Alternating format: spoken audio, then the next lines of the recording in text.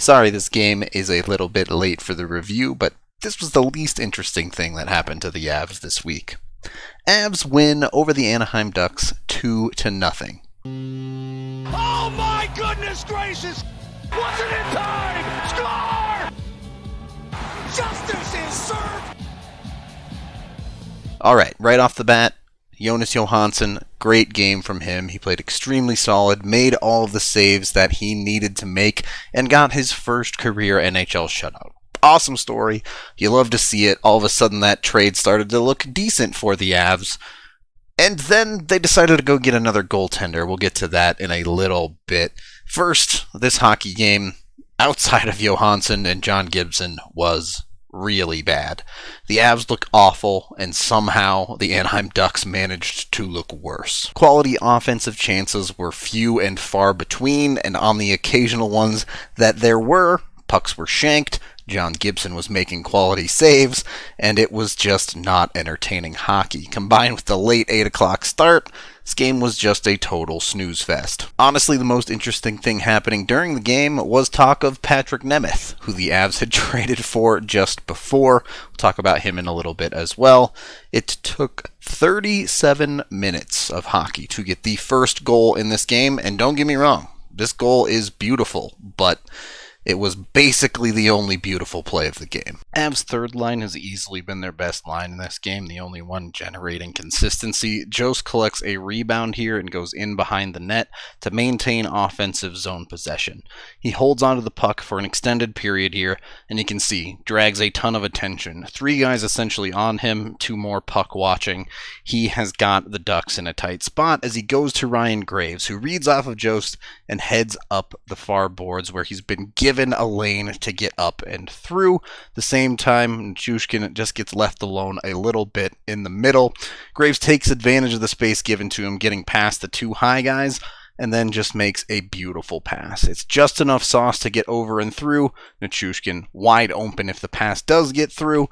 Great pass and a great finish from Nuke as well to go against Gibson's movement. I think there's an argument that Ryan Graves was the best defenseman on the Avalanche in this game. It was just an ugly game all the way around, but he was a bright spot, no doubt about it.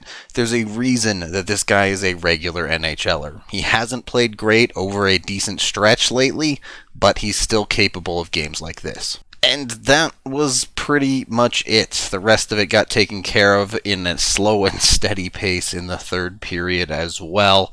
It was just not entertaining. Eventually, Mikko Rantanen dumps a puck into the empty net to make it 2-0. Again, I don't want to take anything away from JoJo here. I thought he played great. Exactly what you need out of a backup goaltender. Used his size well and just let pucks hit him. Kept them from going in the net. Sometimes goaltending is simple, right? On to the more pertinent conversations. This was a win. The Avs are moving on. They're going to take it. But what did they do now? First of all, they acquired Patrick Nemeth for a 4th-round pick, which, look, Nemeth is a perfect fit for the Avs. He's a set-and-forget bottom-pairing defenseman that can eat PK minutes. Super easy to drop him in as a pseudo-replacement for Erik Johnson. You put him on the PK, it means your big guns don't have to play as much PK time. Cale Makar, Sam Girard, Devon Taves, they can be more beneficial at other times on the ice for you, and you stop running their legs into the ground, which we've seen over the last handful of games has been a problem. He already knows the systems, he's been with the team, it's just a super easy fit, no doubt about it. It's easy to work with, and Detroit even retaining $1.5 million just because. Look, the Avs are trying to win a Stanley Cup this year, and this is a move that shores up defensive depth that, let's face it, was a question mark. Yes, the Jacob McDonald story has been great, but are you going to trust a YOLO pincher on your bottom pair in a 1-goal game in the Stanley Cup Finals?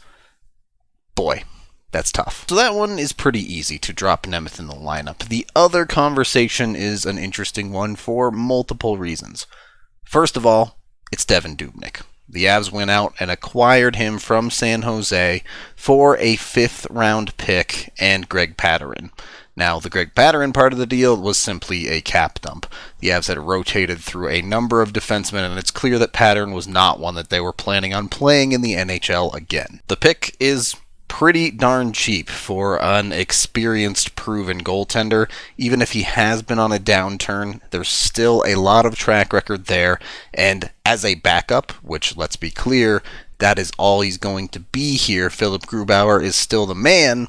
He's just fine. Now, I understand Avalanche fans are emotional about it. It's someone that they have loved to hate for a long time. But if you remove emotions for a second, this is another move that strictly makes the Avs better in the immediate. But that is the question. What does happen immediately? Because Jonas Johansson just pitched a shutout. Do you play that guy again? Why do you go out and get Devan Dubnyk then? The opportunity to play more games with your backup, I think, is clear with Devan Dubnyk. But how does that work? Do you just move on from Johansson? Does Johansson become your third goalie at that point? Weird value when you start talking about both of the trades for goaltenders the Avs made. It's not a major move, but it makes them better. It solves a problem for now. How much impact does it actually have? I'd be really surprised if we saw Dubnyk get more than 4 or 5 games unless the Avs really run away with first place or something like that and they have the time to not play Grubauer. But sometimes those points matter. That can be the difference between home ice and not near the end of the playoffs. I guess that's my point for this one. The game was not good, but off the ice, the Avs made themselves a better hockey team. They may or may not be done. Who knows if they make another move at the actual deadline, but right now, it's a great team that got that much better. That is the end of this game video review. Thank you for watching. Head on over to thednvr.com for all of our coverage of trades, games, all of the other stuff as well. I am Rudo, and we're getting back on schedule with these upcoming games. Avalanche time, come on, grab your friends. We're going to the playoffs again with Nate the Dog and Gabe